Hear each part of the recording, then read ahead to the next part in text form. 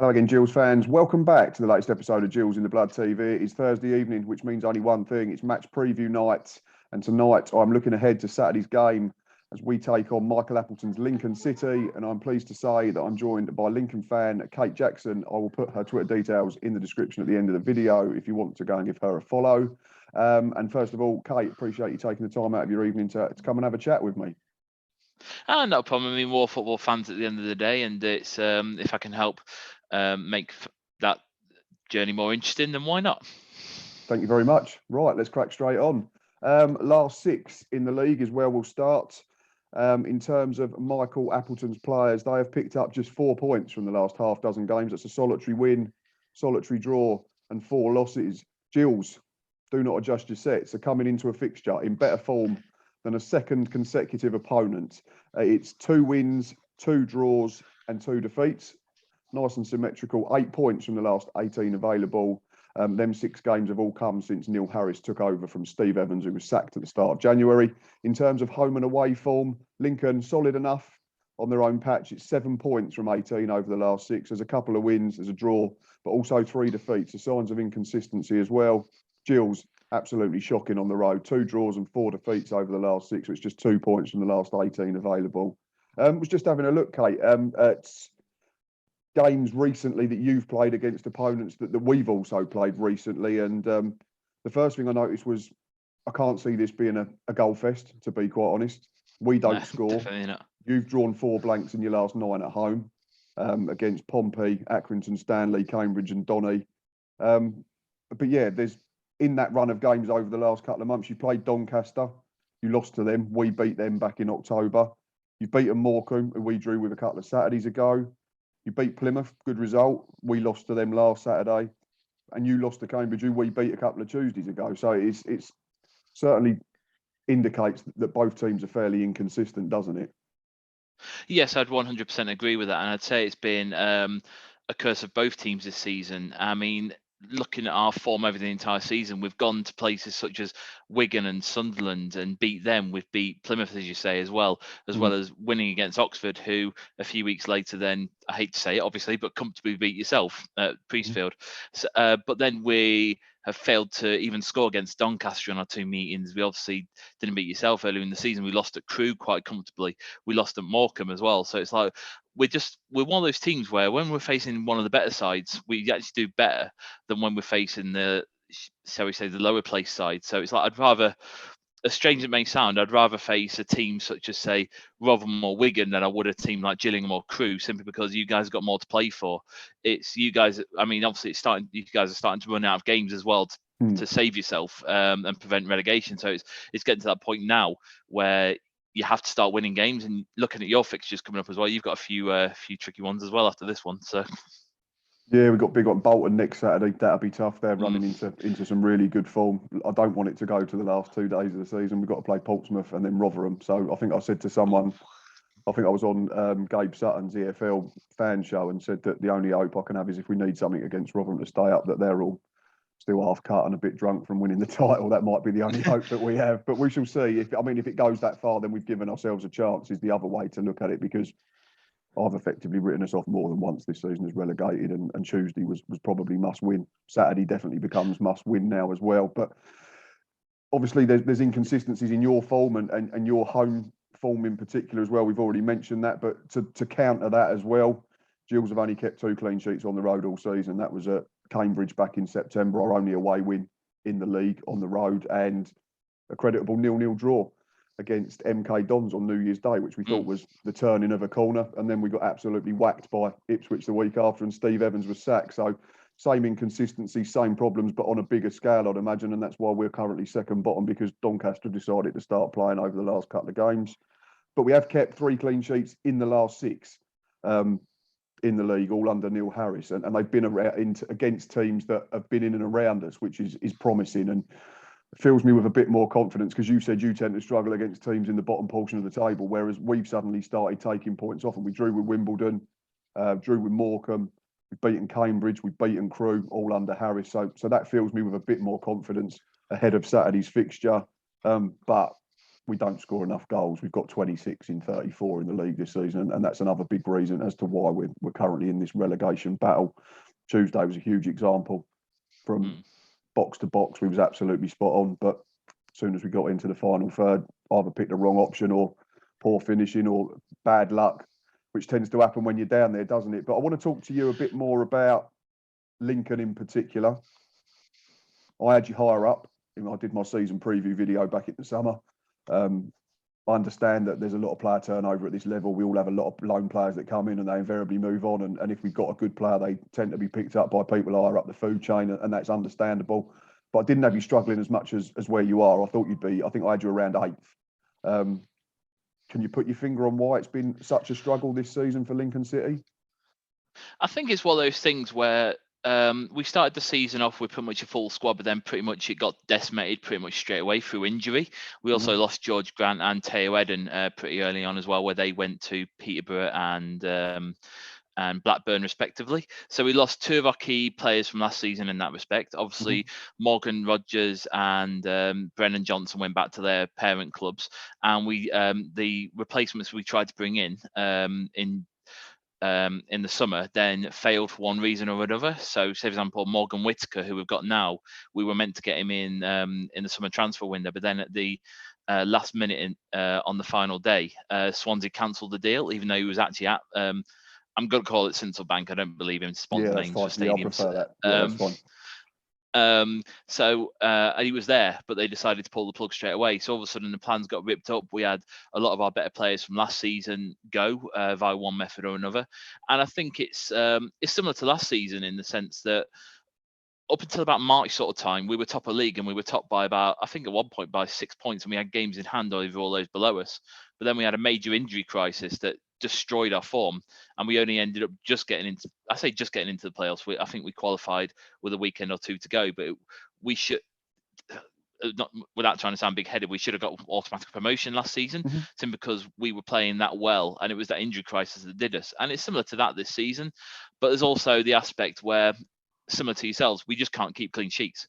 It's like say on Tuesday night, for example, against Bolton, we had a struggle for the first 15 minutes, but we kept them out, and then we started coming more into the game. We had a few really decent chances.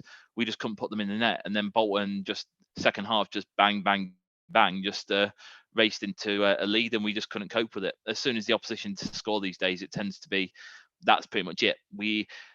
We're lacking at the back, and I think that's down to our goalkeeper. He's a loanee from West Brom, and he's a decent shot stopper, but he has no confidence because the defence in front of him keeps on changing every game due to injury, suspension, and general bad luck. So we've had Adam Jackson, who's been out twice already this season with a concussion. So I believe the next stage of that concussion protocol is if he gets another one, he's out for the rest of the season. He can't play again. We've had Lewis Montsma, and he got a MCL or ACL, one of the two, the one in the leg. I don't know about muscles and all that sort of stuff, but either way, he got a bad leg injury, so he's out for the season. We've had to convert a right back into centre back, and to be fair, he's doing fairly well. We've got a right back on loan from Arsenal who is really good, but he tends to get a bit forward more than he stays back. And our midfield just don't create enough, and our strike force, they'll get shots, but they're not really shots that would challenge a competent goalkeeper. So it's all so excuse me. It's all a mixture of things really, where there's not one specific thing you can look at why it's all falling apart this season. We could be in a worse position, but it's why it's not going as smoothly as it did last season. It's like a perfect storm of numerous situations have left us in a position where I think we'll survive, but if we do, it'll only be just. But again, I'm not anticipating us pulling away from the bottom 4 anytime soon. So I suspect we'll always be within 6-7 points of the bottom 4 for the rest of the season, if not lower than that. Oh, to be 6 points above the dreaded top zone. I know it's like those people who say, "I've got so much money." It's such a problem. Yeah. Oh, I've got too much. I don't know where to spend it. 6 points clear of the drop zone. Oh, that'd be lovely. Or all these big teams saying we're only 5th in the Premier League. Oh yeah, only 5th. What a problem to have. Well, I had this little laugh with Sunderland fans when they sacked their manager about a month ago when they were sat 3rd, and they were all complaining, and a few of them sort of jumped on my back. But I know quite a few Sunderland fans, and they're all good people, and I only said it in jest because I knew I'd get get a reaction from a few of them as a wind up. But yeah, to have them types of problems must be lovely. You talked about goals though, so we're going. Oh, go on, carry on. No, I was going to say it's funny since they sacked him to try and improve it. They've actually gone on a really bad run of form as well. Oh yeah, it got worse. So if anything, yes, it's made. I don't think they've appointed a new manager yet. I could be wrong on that sense. Yeah, Alex Neil's gone in Oh yes, they did. Norwich and Preston boss on a 6-month deal. Yeah. My apologies, I completely forgot about that. I mean, to be fair, that's a good appointment, I think. But the form as it stands, with the expectation they've got up there, plus how quickly the fans do get on the back when they're not winning, I can't see them even making the playoffs at this rate, let alone. No, it dropped out, didn't they, at the weekend, I mathematics. think, or Tuesday night. So yeah, got a big job on his hand there to turn it around and quickly, Alex Neil. Anyway, but anyway, back to our two teams, as opposed to talking about them teams moaning that they're only just outside the playoffs. You've mentioned goals, lacks of goals, conceding goals. One player that really caught the eye at the start of the season was Anthony Scully, and he absolutely he went off like an express train. I had a quick look at his stats. He's got 12 goals this season, but Yes, 11 of them came in his first 14 games, and only one in the last 15. That's obviously causing you an issue. I looked again. Gills fans would probably laugh because I say Lincoln are struggling in front of goal. I think you've scored 37 in 33, 34 games, whereas Gills have only got 26. But again, it's not enough for a side that last season was getting in the playoffs. Can you, number one, can you put your finger on why Scully's now struggling? Is it just because the team's not playing so well? And also, how quickly has John Marquis settled in? Because we had him on loan a few seasons ago, and I've noticed he's got 3 in his first 7. So he's almost at least trying to rectify that problem of having a goal scoring number 9. Okay, yeah, no problem. Well, we'll start off with Anthony Scully. So as you say, he started off the season really well, but then he got as I was mentioning a few minutes ago, he got an injury that kept him out for quite a while. And obviously, with when attacking players are on form, they've got real big confidence. But then if you miss a few weeks or months through injury, then that momentum goes, and he's just struggled to pick that back up since. He's probably still our most exciting player when he gets on the ball, simply because you know he's capable of doing near enough anything. If anyone is likely to score a goal that isn't playing up front, then it's him. But again, it comes down to that problem again of just confidence. And I think once he gets one, he'll start going on a chain of maybe 2 or 3 games where he'll start scoring every once in a while. But right now, it's just one of those ones where playing out on the left wing, I believe he plays at the moment, and not really getting that much chance to go forward because the other midfielders aren't really playing him in that much, as opposed to when they were earlier in the season, makes it a bit difficult for him. But ultimately, his job isn't to score goals because he's playing out on the left wing, so that might also contribute to it. And in terms of John Marquis, first 3 games he scored in all 3 of them. He looked like that striker we were finally looking for, that we haven't had for a few years. Someone who knew how to be in the right place at the right time, who knew how to just take that chance. Under Michael Appleton, we've tended to get into strikers that weren't necessarily. They were there to obviously score goals whenever they could, but they were more target men. So say Tom Hopper, for argument's sake, who's really come back from injury. He's not a striker that will get you 20 a season. And with all due respect to Tom, obviously, he's a striker who'll probably get you maybe 5 to 10 in a fully fit season. He's another one that's been out for most of it. But Marcus looked like that player who would finally be like, say, your Matt Reeds, your Simon Yeos, your Gary Taylor Fletchers that we've had over the past 20 odd years, where they may not score like 30, 40 a season, or go back to his days where he was scoring 25, 26 a season for Donny. But he looked confident. And since then, he's gone a bit quiet in front of net. At Bolton the other night, he did miss quite a good chance where he got through 1-on-1 with the keeper, and he forced a save, but it wasn't exactly an uncomfortable save for the goalkeeper. It was pretty much straight at him. And he strikes me as another one where once he gets one, he'll probably get another few. But again, it's strikers are confidence players, aren't they? So it's probably someone that you'll see the best of probably next season once he's settled in and had a full pre-season and more games and got used to playing with obviously teammates that he's only been around for the best part of a month, sort of thing. That's correct. If he's still here next season, he's only signed to the end of this season currently. Oh, is he? I didn't realise. I thought it was a longer term deal. No, it's only a short one because I think we were looking for a striker and Portsmouth were looking to offload him. And I was saying at the time, it's probably the most ambitious signing we've made for quite a while because he's a proven goal scorer at this level.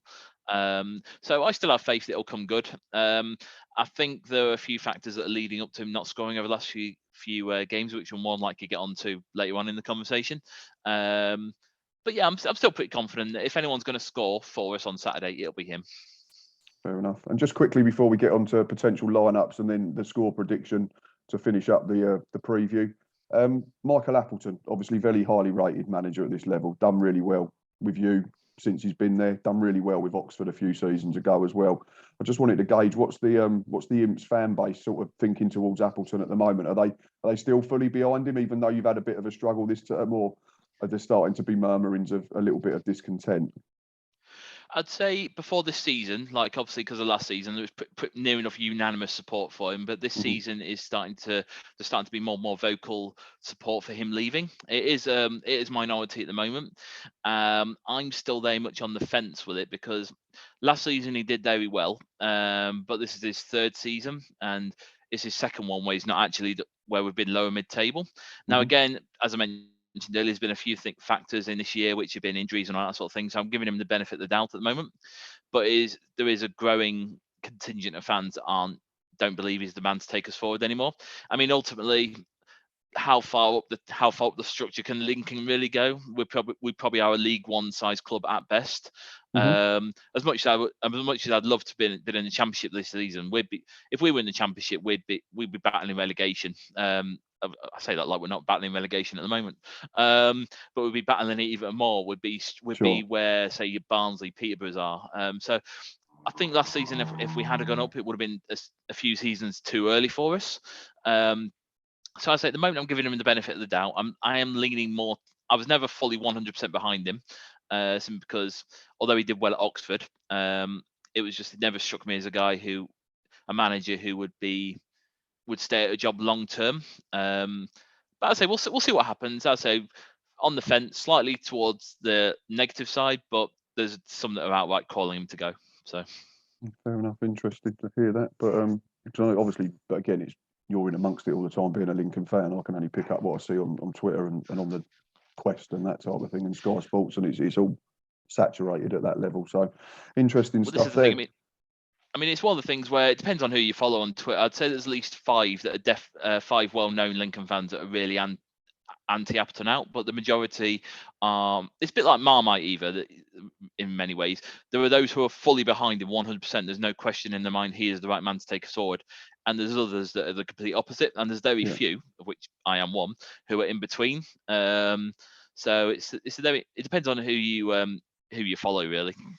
So I guess it'd be see how the season ends, and then maybe the board might have to have a decision to make in the summer if you don't, finish the season strongly. Then I'd say it depends really, because when we was in a really bad form before Christmas, there was growing murmurings then where a lot of people were questioning our lack of form, and we lost at Crewe 2-0, and this was when they'd only won one game all season at this point, and we were battered that game. We only lost 2-0. It could have been 3 or 4. We were that bad.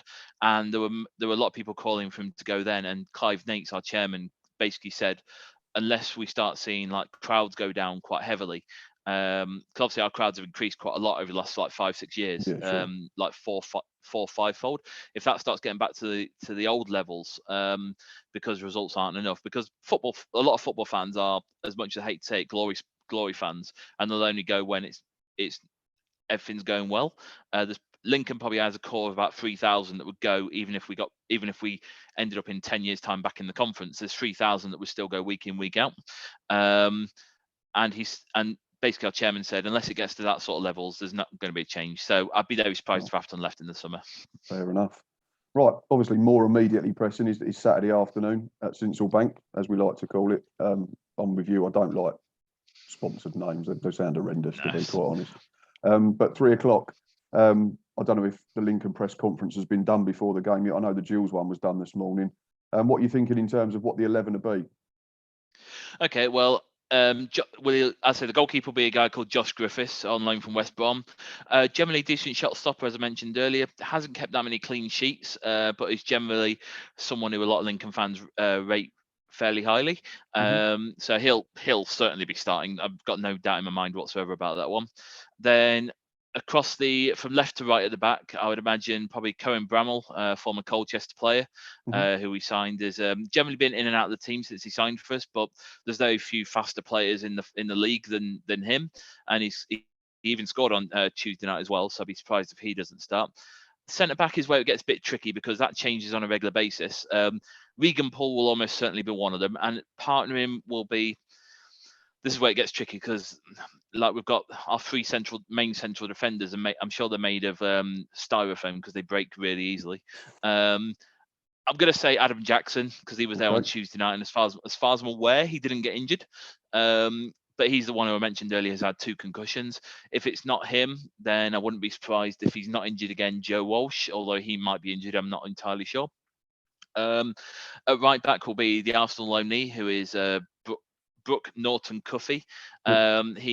He's one of those attacking wing backs who will get forward as best as he can. I've actually been really impressed with him since he signed, and I think he's one of those ones who wants to create quite a lot as well. So he might bring the ball forward through the midfield and then get to the edge of the area, then decide to pass to someone who will probably waste it. Then